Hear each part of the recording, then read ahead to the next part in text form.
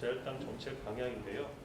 먼저 저는 이제 법학자이기 때문에 법적인 측면에서 관련 법 규정을 중심으로 설명을 드리고, 그리고 어차피 또 법은 그걸 집행해서 정책의 실현에 기여하기 때문에 관련해서 몇 가지 정책 제언을 간단하게 드리는 걸로 제 발제를 가름하도록 하겠습니다.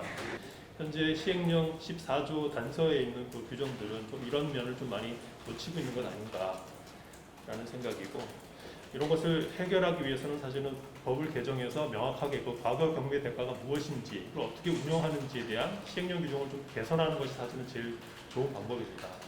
그래서 시간이 충분하고 또 여건이 성숙이 된다면 법 개정을 하는 것이 가장 좋은 방법인데, 제가 보기엔 11월 달 올 하반기에 경매 대가를 산정을 해야 되기 때문에 시간적 여유가 많이 없는 상황이기도 한 것 같습니다. 그렇다면 현재 있는 과거 경매 대가 규정을 어떻게 해석할 것인가, 그 방법을 이제 제안할 수밖에 없을 것 같은데요. 먼저 이제 여러 가지 방법으로 이제 문헌적 해석을 먼저 해보면, 14조 시행령 14조 1항 본문과 단서는 법률 제 13조 3항과의 연계성에서 봐야 됩니다. 산정 기준은 사실은 법 제 10조 3항에 있는 것이기 때문에, 그러다 보면 14조에서는 과거 경매 대가를 고려할 수 있다라고 재량으로 규정했지 의무로 규정하지는 않았습니다. 따라서 반드시 과거 경매 대가를 고려해야 되는 상황은 아니다. 문헌적 해석은 그렇습니다. 그리고 과거 경매 대가라는 규정을 해석할 때도 입법 취지와 그 목적도 고려할 필요가 있겠다라는 생각입니다. 특히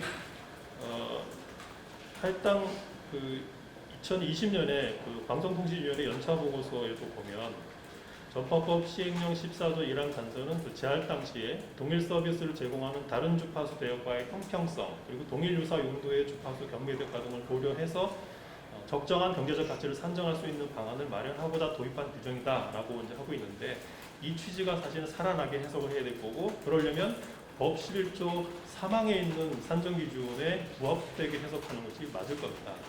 만약에 그걸 벗어나게 되는 해석은 14조 1항 단서에서는 나오면 안 된다라는 결론입니다.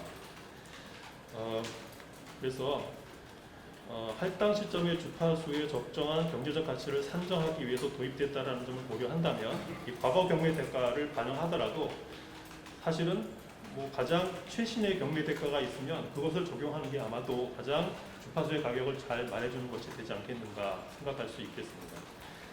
최근에 주파수 할당 대가 개선 방안 연구라는 연구에서도 주파수 할당 제도 개선 방안에 대한 연구를 함에 있어서 유사한 시기의 경매 대가를 반영하는 것이 정확한 시장 가치를 의미할 수 있다라고 지적한 바가 있고, 또 근접한 시기에 유사 용도의 주파수 할당 대가를 적용하는 이유는 시장의 변화로 인해서 오래전에 산정한 할당 대가를 적용하는 것은 부적절하기 때문이다라고 지적하는 면도 같은 선에서 이해할 수 있습니다. 또 마지막으로 그 상위법과의 합치하게 해석하는 것이 매우 중요하겠다는 것이고, 상위법에는 바로 전파법 제11조 3항입니다.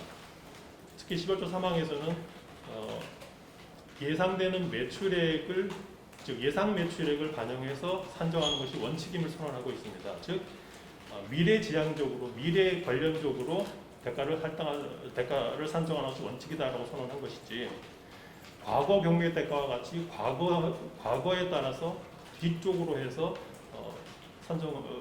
경매 대가를 산정한다라는 것은 아니기 때문에, 따라서 시행령 14조 1항에 있는 규정을 해석할 때에도 11조 3항과의 부합하에서, 즉 미래지향적으로 대가를 산정할 수 있는 방향으로 적용하고 해석해야 된다라는 생각입니다.